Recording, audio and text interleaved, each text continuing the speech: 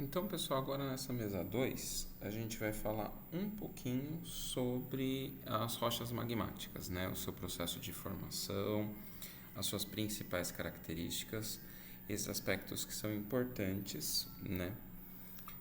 Para a compreensão desse tipo de rocha. Então, as rochas magmáticas, elas são consideradas rochas primárias. O que significa isso? São rochas que dão início à formação de outras rochas. Por quê? Porque elas resultam da solidificação do magma. Existem basicamente dois tipos de rochas magmáticas. As rochas plutônicas ou intrusivas, que são as rochas que são resultado da solidificação do magma no interior da Terra, e as rochas vulcânicas ou extrusivas, que são aquelas que são formadas quando o magma sai em uma erupção vulcânica, entra em contato com o ar e aí ele se solidifica.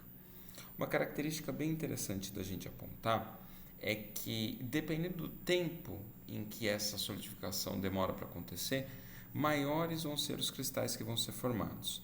Então, por exemplo, aqui a gente tem o granito e a gente consegue perceber essas porções bem maiores, né, e os cristais muito mais brilhantes. Por quê? Porque são cristais grandes que se formaram depois de um tempo grande em que a rocha era magma e esfriou para se transformar na rocha. Já no basalto, por exemplo, a gente não consegue encontrar essas estruturas cristalinas bem formadas, porque a lava ela se solidifica muito rapidamente, ela perde calor muito rapidamente e faz com que os cristais não consigam se formar e formar estruturas tão grandes, tão visíveis.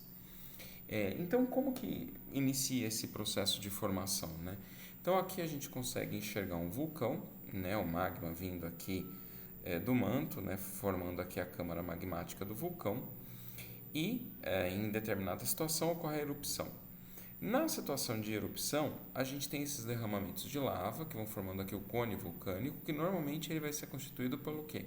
Pelas rochas extrusivas, por exemplo, basalto, né? A gente consegue enxergar essa coloração bem escura, a gente não consegue diferenciar os cristais, né? E ele também é formado de minerais como as outras rochas, né? Tem a piroxena e a olivina. Só que os cristais são muito pequenos, então a gente não consegue diferenciar os dois. Eventualmente, essa câmara magmática ela para de ser abastecida com esse magma do manto e essa câmara magmática, o magma que sobrou aqui, ele passa a perder calor. Só que ele vai perdendo calor de uma maneira mais lenta, né? O vulcão acaba sendo extinto e essa lava que estava aqui, ela vai solidificando, se transformando no quê? Nas rochas plutônicas ou nas rochas intrusivas. Por exemplo, o granito, né? E o granito é uma rocha que é formada desses três minerais aqui, ó, da mica, do feldspato e do quartzo, especialmente o quartzo. E existem outras impurezas, né? outros materiais que podem transformar a cor do granito. E é interessante a gente falar dessa questão da cor do granito, porque aqui na nossa cidade a gente tem duas formações graníticas diferentes, que foram formadas em tempos geológicos diferentes.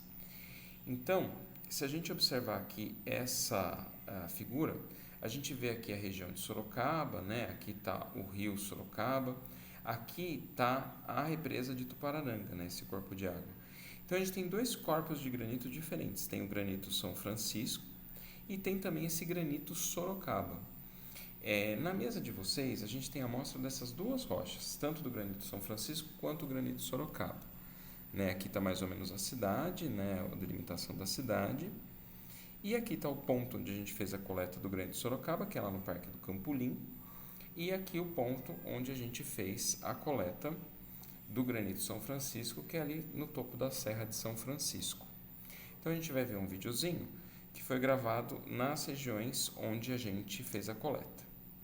Tá? Então, primeiro começando aqui com o afloramento do granito São Francisco. Se vocês observarem, a gente consegue ver, né, a rocha exposta, aqui está a rodovia, e a rocha já fica bem exposta logo de cara, que facilita a sua observação. Se vocês observarem nesse canto aqui, a gente vai conseguir ver a represa, né, mostrando que aqui é o topo lá da represa. E aqui o afloramento do granito Sorocaba, né, que eu acho que a maioria de vocês vai conhecer, que é o Parque Campolim. Andando pelo parque, a gente consegue ver essas diversas formações rochosas, né? Essas formações rochosas, elas são naturais e é o que forma o granito Sorocaba, né? Ao longo aqui do corte, né, do desgaste provocado aqui pelo curso d'água, a gente consegue ver esses afloramentos desses granitos. E foi desses afloramentos que as amostras elas foram coletadas. E é interessante falar que a gente consegue diferenciar bem a cor deles, né? Se a gente vê aqui, esse granito aqui Sorocaba, ele é um granito que é mais rico em tons de cinza, de preto e branco. Já o granito São Francisco, se vocês observarem aqui, ele já é bem mais avermelhado. E a gente vai conseguir perceber essas diferenças nos dois tipos de rocha.